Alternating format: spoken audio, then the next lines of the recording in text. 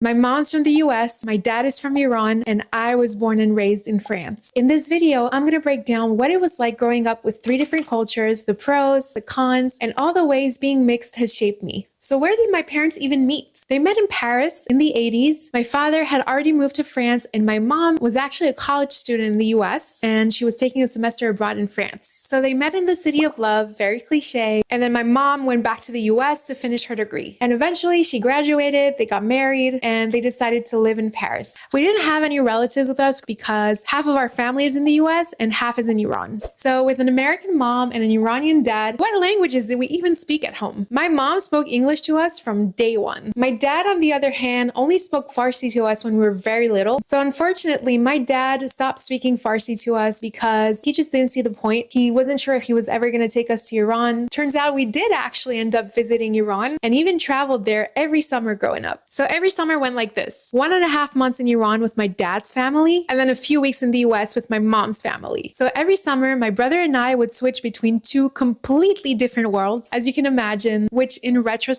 made us extremely adaptable. So when we flew to Iran, because it only happened once a year, we were greeted like heroes at the airport. There was my grandma, my aunt, my uncles, my cousins, but we didn't just fly to see family. We also traveled a lot to different cities in Iran. Isfahan, Persepolis, Shiraz. I dipped my feet in the Caspian Sea. So it was really fun. And even though I grew up in France, Iran has a huge place in my heart and in my identity. But it wasn't all rainbows and sunshine because I couldn't speak the language.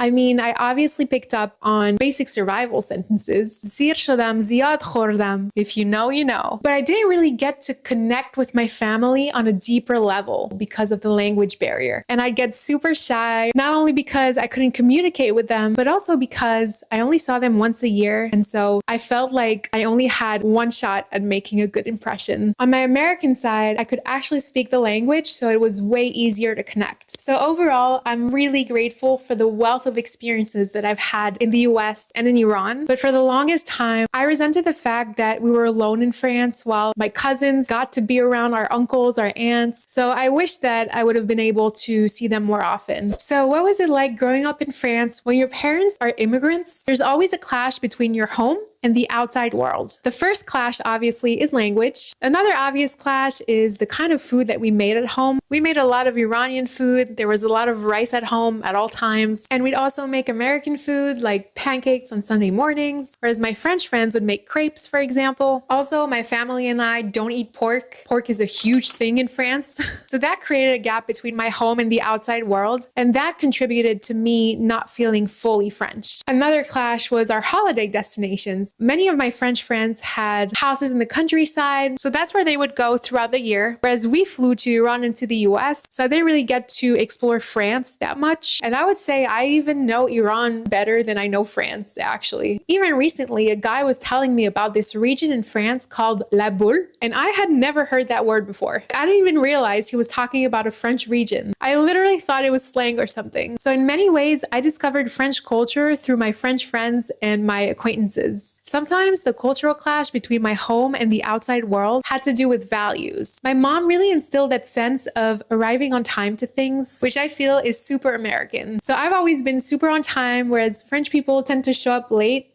usually.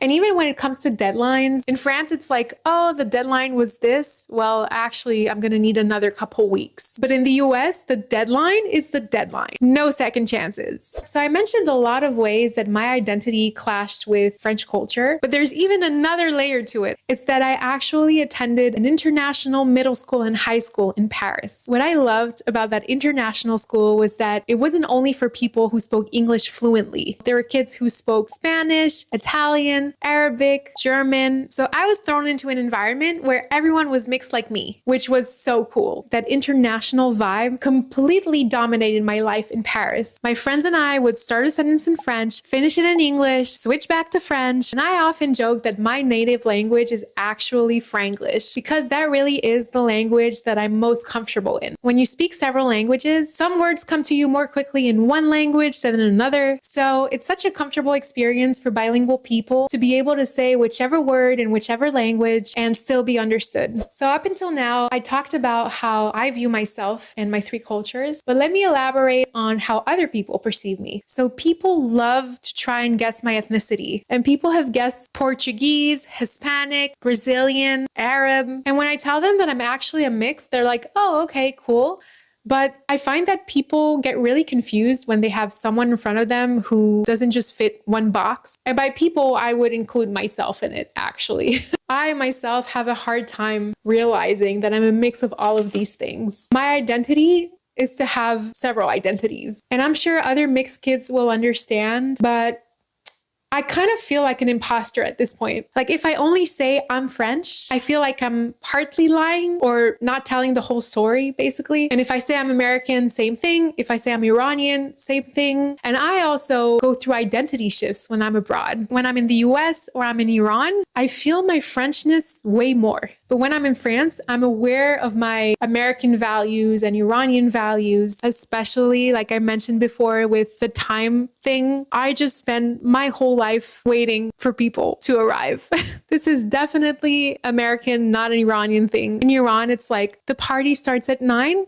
Amazing, we'll show up at 10:30. The main thing when you're part of three different cultures is you belong everywhere and nowhere at the same time. I have a blurry, unclear identity. And sometimes I actually envy people who only have one nationality. In college, I used to date this guy who wasn't mixed. He belonged to one culture. And I remember seeing his room for the first time, and there was this huge flag of his home country right by his bed. And I remember thinking, wow, I really envy that sense of patriotism, that clear-cut identity. He knows exactly who he is, what he stands for. If one day his country competes in sports with other countries, he'll know exactly who to side up with. But for me, I could support 3 countries. And if any of those 3 win, I win. So it doesn't feel as special. So at this point, I can relate to 3 different continents and nothing really phases me anymore culturally. So if you're mixed like me, I would love to hear what your background is. And if you have any stories that you'd like to share, I would love to hear them.